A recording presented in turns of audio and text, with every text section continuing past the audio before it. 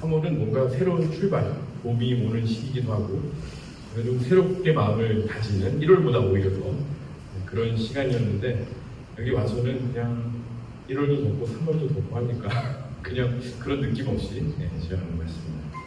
어저께 처음으로 우리 지혜랑 지연이가 있는 울림 집회 라이브로 참석을 해봤어요. 그 전에는 유튜브로 본 적은 있었는데 현장에서 이렇게 본 건 처음이었어요. 좀 늦긴 했지만 빈자리 찾아서 가다 보니까 공교롭게도 그 지혜랑 지연이가 있는 그 바로 앞줄에 앉게 됐어요. 근데 앉자마자 저는 되게 놀랐어요. 뭐에 놀랐냐면 지연이의 표정이 너무 밝은 거예요. 우리 교회에서 봤던 모습보다 더 밝은 모습이고 우리 지연이가 학생부 때는 이렇게 기타 치면서 인도하고 또 우리 어른들 예배 때는 드럼 치고 근데 어제 제가 싱어의 모습을 봤는데 되게 와 올라운드다 이런 느낌도 들었고 서빙할 때 밝게 웃었던 표정이 찬양할 때도 나타나는 것 같아서 되게 그게 신기했습니다. 지혜는 조명이 어두워서 표정까지 또 옆모습이라 그거까지 확인 못했는데 어쨌든 그 밝은 표정과 지연이가 되게 찬양을 되게 기쁜 마음으로 하고 있구나. 그 표정에서 저는 은혜가 됐던 것 같습니다. 오늘은 이제 빌립보서 4장으로 갈게요. 참고로 저는 정리를 좀 좋아하는 편이라서 다음 주에는 미리 예고하지만 그냥 이렇게 지나가면 남는 게 없을 것 같아서 1, 2, 3장, 4장을 빌립보서를 요약하는 약간 좀 강의 형태 그런 식의 메시지를 전하겠고요. 오늘 이제 4장 메시지를 보도록 할게요. 자, 빌립보서 4장 4절부터 13절까지 우리가 익히 알고 있는 그 유명한 구절들이 또 많이 있습니다. 4장 4절부터 13절까지 교독하겠습니다. 제가 먼저 시작할게요. 주 안에서 항상 기뻐하라. 내가 다시 말하노니 기뻐하라. 너희 마음을 모든 사람에게 알게 하라. 주께서 가까우시니라. 아무것도 염려하지 말고 다만 모든 일에 기도와 간구로 너희 구할 것을 감사함으로 하나님께 아뢰라. 그리하면 모든 지각에 뛰어난 하나님의 평강이 그리스도 예수 안에서 너희 마음과 생각을 지키시리라. 끝으로 형제들아 무엇이든지 참되며 무엇이든지 경건하며 무엇이든지 옳으며 무엇이든지 정결하며 무엇이든지 사랑받을 만하며 무엇이든지 칭찬받을 만하며 무슨 덕이 있든지 무슨 기림이 있든지 이것들을 생각하라. 너희는 내게 배우고 받고 듣고 모든 바를 행하라. 그리하면 평강의 하나님이 너희와 함께 계시리라. 내가 주 안에서 크게 기뻐하면 너희가 나를 생각하던 것이 이제 다시 싹이 나미니 너희가 또한 이를 위하여 생각은 하였으나 기회가 없었느니라. 내가 궁핍함으로 말하는 것이 아니니라. 어떠한 형편에든지 나는 자족하기를 배웠노니 나는 비천에 처할 줄도 알고 풍부에 처할 줄도 알아. 모든 일, 곧 배부름과 배고픔과 풍부와 궁핍에도 처할 줄 아는 일체의 비결을 배우노라. 내게 능력 주신 자 안에서 내가 모든 것을 할 수 있느니라. 4장에서 제일 중요한 구절을 뽑아보려고 했는데 그 유명한 구절들이 많아서 다 그냥 모아봤습니다. 그래서 하나하나씩 좀 얘기를 해보려고 해요. 저는 고2 때 교회를 처음 나왔어요. 그리고 그때부터 설교 말씀을 듣게 됐는데 이 말씀이죠. 기뻐하라. 이 말씀을 그때도 저는 들었었어요. 그러면 처음에 어떤 생각을 했냐면 성경에서 하나님이 우리에게 기뻐하라고 했으니까 그래 나도 기뻐하는 마음을 가져봐야지 했는데 어때요 여러분? 계속 기뻐할 수 있나요? 기뻐할 때도 있지만 그렇게 살지 못할 때도 오히려 더 많은 것 같았어요. 그래서 어느 순간 이제 이 말씀을 보면 저는 그랬어요. 이게 좀 뭐랄까 부담이 됐어요. 그리고 약간 자책이 되는 것 같기도 했어요. 왜냐하면 성경에서는 기뻐하라고 했는데 내가 그렇게 살고 있지 못하니까. 그래서 그냥 넘어가는 때가 많았던 것 같습니다. 자, 그런데 성경에서 하나님이 이 말씀을 주신 이유는 우리한테 이렇게 무거운 마음을 주려고 하신 건 아닌 것 같아요. 이 말씀을 주신 이유는 진짜 기뻐할 만한 이유가 있다는 것을 알려주기 위함인 것 같아요. 그래서 이제 설명하는데 방금 읽었던 구절에도 보면은 두 번이나 강조하죠. 이 빌립보서는 다 알고 있지만 기뻐하라는 내용이 16번 이렇게 나오죠. 그게 기쁨을 되게 강조하는데 4절에도 이렇게 기뻐하라, 다시 말하노니 기뻐하라 강조를 하거든요. 그 정도로 중요하다는 건데 저는 이 기뻐하라 앞에 있는 단어 2개에 좀 포커스를 두고 싶어요. 주 안에서, 그 다음에 항상 이 말이에요. 아까도 얘기했지만 우리가 보통 언제 기뻐하나요? 우리가 생각하는 기쁨은 뭔가 내 뜻대로 일이 풀렸을 때 또는 어떤 목표한 바를 성취했을 때, 물론 어저께 이제 지연이가 집회 때 보였던 표정처럼 그냥 찬양하는 것 자체가 기뻐할 수도 있어요. 그러나 잘 살펴보면 우리 기뻐함은 우리의 감정, 그렇죠? 또는 우리에게 주어진 상황에 기인하는 경우가 많습니다. 이렇게 내 감정, 내 컨디션, 상황에만 기반으로 해서 기쁨을 누린다면 이게 항상 하기는 어려운 거예요. 그래서 중요한 단서라고 할까요? 그게 바로 주 안에서라는 말이에요. 주 안에서라는 말은 우리 되게 교회에서 많이 들었습니다. 근데 좀 추상적인 느낌이 들어요. 주 안에서는 어떻게 해석할까? 여러 가지 해석하는 방법이 있겠지만 우리라는 존재가 세상을 살고 있지만 하나님, 주님 안에 있다는 걸 인식하는 거예요. 그리고 그 주님이 우리의 파트너 정도가 아니라 우리 인생의 주인이라는 것을 믿고 그렇게 의지하고 나가는 마음가짐이 중요해요. 그게 돼야 계속 기뻐할 수 있다라고 저는 봅니다. 그냥 우리의 감정, 컨디션, 상황이면은 그렇게 가기가 어려운 거예요. 그리고 여기서 한 가지 알려주고 싶은 내용은 이런 거예요. 내가 지금 신앙은 약해. 내가 신앙을 더 키우고 믿음을 더 키우고 내가 엄청 노력을 해서 어느 경지에 이르면 그러면 내가 모든 걸 기뻐할 수 있는 수준에 이르겠다를 말하는 게 아니에요. 내가 노력해서 어떤 올라가는 경지 그 차원이 아니라, 물론 우리가 노력하는 건 있지만 이 기쁨의 주체 근거가 하나님과 우리의 관계에 있는 거예요. 그래서 우리의 노력으로 되는 게 아니라 주님을 우리 마음에 모실 때 이게 가능하다는 거예요. 적절한 예가 되는지 모르겠지만 이런 겁니다. 3D 영화가 있어요. 그 영화를 우리가 그냥 볼 수가 없죠. 안경을 주고 보죠. 빨갛고 파랗고 돼 있는 거 있잖아요. 그 3D 영화를 보기 위해서 우리가 막 노력해서 눈을 뭐 그쪽으로 맞춰서 바꾸고 그게 아니라 안경 하나 끼면 되는 거예요. 그러면은 이제 달라 보이죠. 입체적으로 보이고 더 현실감 있게 보이죠. 예수님이라는 안경을 끼는 것과 같아요. 우리가 노력해서 우리 스스로 시력을 높일 수가 없고요. 예수님이 필요한 거예요. 네. 하나님이 필요한 거예요.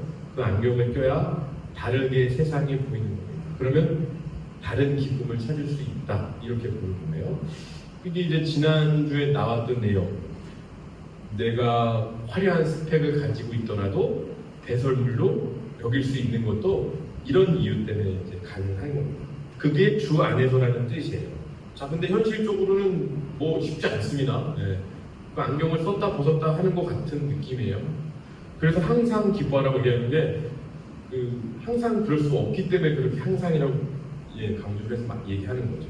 우리는 본능적으로 어떤 문제가 생기면 그거는 어쩔 수 없는 현상 같아요. 그 상황에 대해서 고민을 하고요, 걱정을 하고 염려하는 경우가 많습니다. 자, 이게 나쁘다는 게 아니에요. 우리가 본성적으로 그래요. 고민을 안 하는 인생은 없어요. 고민을 안 하는 사람은 정신병자거나 뭐 생각을 못 하는 사람인 거예요. 정상적인 사람이라면 우리가 어느 인생의 여정을 걷든지 간에 아주 유아기 때 빼고는요, 늘 고민이 우리한테 있습니다. 그래서 어떤 나한테 닥친 상황, 문제에 대해서 생각을 하죠. 걱정을 하기도 하고 염려를 하기도 하죠. 그래서 이어지는 말씀에 6절에 이렇게 나오죠. 아무것도 염려하지 말고 모든 일에 기도와 간구로 감사함으로 아뢰라 라고 얘기해요. 우리가 걱정하고 염려가 많은 거를 하나님이 아셔서 알려주시는 거예요. 기도를 하라고 알려주시는 거예요. 자, 그러면 기도를 하면 어떻게 되느냐? 우리한테 닥친 문제가 짠 하고 해결되는 경우도 있습니다. 네, 그런 극적인 사례도 있긴 해요. 그거를 무시하진 않습니다. 근데 오늘 본문을 잘 보면 7절에 이렇게 나와 있죠. 기도를 하라고 얘기하시고 그리하면 기도하면 모든 지각에 뛰어난 모든 걸 다 아신다는 거죠. 하나님의 평강이 그리스도 예수 안에서 너희 마음과 생각을 지키시리라. 문제를 해결해 준다거나 상황을 변화시켜 주겠다라는 약속이 아니라 우리 마음에 평강을 주신다 라고 약속을 하고 계십니다. 이게 좀 실망이 될까요? 문제 해결되면 좋겠는데. 자, 근데 문제 해결 상황 변하는 것보다 뭐가 더 중요한 거냐면 우리의 생각과 마음이 더 중요하다는 의미입니다. 그리고 실제로 기도를 하게 되면 여러분 어떻게 될까요? 우리 마음에 평강이 주어진과 동시에 이 문제를 내가 어떻게 바라봐야 될지가 스스로 정리될 수 있어요. 그리고 이 문제를 하나님이 풀어주시는 것을 또 느끼는 연습이 되죠. 그래서 처음에는 내 뜻대로 하나님이 맞춰주기를 바라는 마음에서 기도를 시작했죠. 하지만 계속 하다 보면은 이제 내가 스스로 하나님 뜻에 맞추는 법을 배우게 됩니다. 기도를 할 때 그렇게 배우게 돼 있어요. 그러면서 우리가 자라나게 되는 거죠. 기도를 하게 되면 우리 마음에 평강이 주어지고 하나님을 더 배워갈 수 있는 훈련이 된다고 했습니다. 그래서 앞에서 얘기했던 주 안에서라는 말이 어떤 것인지도 더 이제 깨달을 수 있게 되는 거예요. 그래서 기도와 관련해서는 또 이런 부분도 생각해 볼 수 있어야 돼요. 우리가 어떤 문제를 접했을 때 기도하는 얘기를 많이 하잖아요. 근데 사실은 기도가 1번인 건 맞습니다. 그런데 움직이는 것도 필요해요. 어떤 사람들은요, 기도만 하는 경우가 있어요. 기도만 움직이진 않고. 이것도 문제죠. 예를 들면 이거예요. 하나님, 제가 영어를 잘해야 돼요. 영어를 잘하게 도와주세요 라고 기도를 했어요. 그리고 자기가 아무 노력도 안 해요. 그러면 갑자기 영어를 잘할 수 있는 능력이 막 생길까요? 입이 막 터질까요? 그러지 않습니다. 내가 그렇게 기도를 했으면 마음이 잡아지고 실제 영어를 잘하기 위한 훈련을 스스로 하게 돼요. 그게 같이 가야 돼요. 이건 제가 직접 겪은 일은 아닌데 제가 들은 얘기 중에 있어요. 저희 형이 겪었던 일이에요. 형이 대학교 다닐 때 선교단체, 기독교 동아리라고 하는 곳에서 활동을 했었어요. 그래서 학생회관에 그런 단체들이 이렇게 모여 있거든요. 근데 어느 날 불이 나는 거예요. 불이.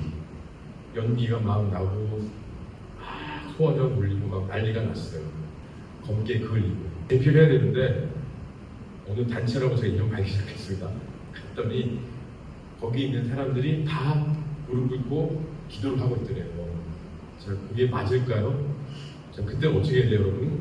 그때는 1번과 2번을 같이 하는 겁니다. 기도하면서 소화기를 찾고 불을 제압하고 그리고 사람들을 대피시켜야 되는 거예요. 그렇게 1번만 하고 있으면 안 되는 거예요. 그리고 우리는 균형을 좀 갖춰야 되고 융통성이 필요할 때도 있습니다. 모든 문제 앞에 우리가 기도를 할 수 있어야 된다. 그걸 꼭 잊으시면 안 될 것 같아요. 자, 기도라는 게 그래서 우리한테 종교적 부담을 주려는 게 아니에요. 우리가 그렇게 갈 때 앞에서 얘기했던 기뻐하는 마음을 가질 수 있는 거고 우리가 살아갈 방법임을 알려주는 거죠. 그렇게 되면 우리 마음에 평안을 준다고 했고요. 그러면서 배우게 되는 게 자족입니다. 이게 11절에 나와 있죠. 궁핍한 걸 말하는 것이 아니니라 어떠한 형편이든지 나는 자족하기를 배웠느니 스스로 만족한다는 거예요. 스스로 만족한다는 거는 이것도 오해하면 안 됩니다. 그냥 내가 어떤 형편이든 감사해. 이건 맞죠. 긍정적으로 하나님이 주신 것을 믿으면서 만족하는 게 맞는데 그래서 아무 노력도 안 해도 된다. 그건 아니에요.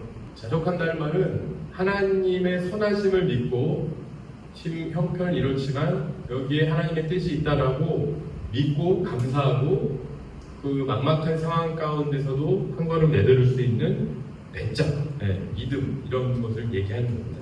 자, 바울이 실제로 그랬고요. 마지막에 13절에 보니까 자족하기를 배웠다고 하면서 그리고 13절에 나와요. 내게 능력 주신 자 안에서 내가 모든 것을 할 수 있느니라. 이 구절을 저는 고3 때 수능을 앞두고 이렇게 구절을 떼서 읽어주면서 선물 주고 했던 기억이 납니다. 이게 딱 이 구절만 떼면 어떤 느낌이 들어요? 13절은 하나님은 능력이 많으신 분이니 네가 하나님을 잘 믿으면 모든 걸 능하게 해주실 수 있어. 너도 할 수 있어. 자신감을 주려는 그런 격려의 문구가 아니라 그런 성격이 아니죠. 오히려 그 반대죠. 우리가 방금 봤던 것처럼 하나님이 어떤 분인 걸 아는 이상 나의 환경, 형편에 상관없이 내가 자족하는 거예요. 그래서 기뻐할 수 있는 거예요. 그래서 여기는 내가 모든 걸 할 수 있다는 거는요, 하나님 뜻 아니라면 가난할 수도 있어요. 물론 부자일 수도 있습니다. 거기에 맞게 살면 돼요. 건강할 수 있어요. 그리고 건강하지 않을 수도 있어요. 근데 건강과 건강하지 않은 게 이렇게 대비돼서 한쪽은 죽고 한쪽은 나쁘고가 아니라 어떤 상황이든지 다 괜찮다라는 거예요. 그게 어떻게 가능하냐면 아까 얘기했었던 것처럼 주 안에 있을 때 가능하다고 얘기하는 거예요. 자, 하나님을 잘 믿고 따르는 삶을 살아도 어떤 경우에는 진짜 가난할 수 있어요. 건강하지 않을 수도 있어요. 세상 사람들은 가난과 질병을 싫어하죠. 뭐 우리도 싫어합니다. 네. 되도록이면 이걸 피해가고 싶어하죠. 근데 놀라운 거는 우리는 바울이 자족하기를 배웠다고 했잖아요. 세상 사람들은 여기에 연연해요. 근데 우리라는 존재는 이런 상황과 무관하게 살아갈 수 있는 존재로 하나님 우리를 부르셨다는 거예요. 그만큼 하나님이 어떤 상황에서든지 우리를 선한 뜻으로 인도한다는 것을 알고 있기 때문에 자족할 수 있고 그래서 나간다는 거예요. 오늘 뭐 여러 가지 중요한 그 구절들이 나와서 하나하나 했는데 정리를 좀 해보겠습니다. 빌립보서는 우리에게 기뻐하라고 얘기해요. 그리고 우리가 기뻐할 수 있는 근거가 우리의 감정이나 컨디션이 아니라 주 안에서 살 때만 가능하다고 얘기를 하죠. 그래서 우리가 노력해서 이루는 경지 이런 게 아니라 예수님은 우리가 품어야 돼요. 주인을 모셔야 돼요. 안경을 껴야 돼요. 그러나 우리는 본성적으로 걱정과 근심이 늘 있습니다. 그래서 오늘 말씀한 것처럼 아무것도 염려하지 말고 기도로 아뢰라고 합니다. 기도를 하라는 말은 뭐냐면 하나님이 우리 기도를 들으시겠다는 거예요. 자, 근데 기도했을 때 문제나 상황이 해결되는 것보다 더 중요한 거, 우리 마음과 생각을 평강으로 지켜주신다. 이렇게 약속을 하시죠. 우리 마음이 더 중요하기 때문이에요. 그리고 우리가 하나님 평강으로 우리 마음을 지켜주시면 우리는 어떤 상황에 놓이더라도 바울의 고백처럼 자족하는 법을 배워나갈 수 있게 됩니다. 이 내용을 잘 정리를 해서 마음에 품었으면 좋을 것 같아요. 기도 마무리할게요. 기도하겠습니다. 하나님 아버지, 기뻐할 수 없는 상황임에도 기뻐할 수 있는 존재로 불러주셔서 감사합니다. 우리는 연약하여서 우리 앞에 놓인 문제들에 대해서 항상 걱정과 염려가 많지만 하나님 우리에게 어떤 것이든 기도하라고 알려주셨고 또 그랬을 때 우리 마음을 평강으로 지켜주시겠다고 약속하셨습니다.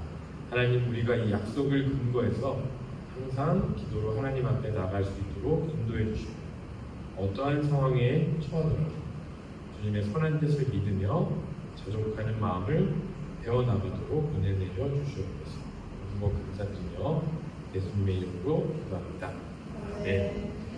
주기도문 하겠습니다.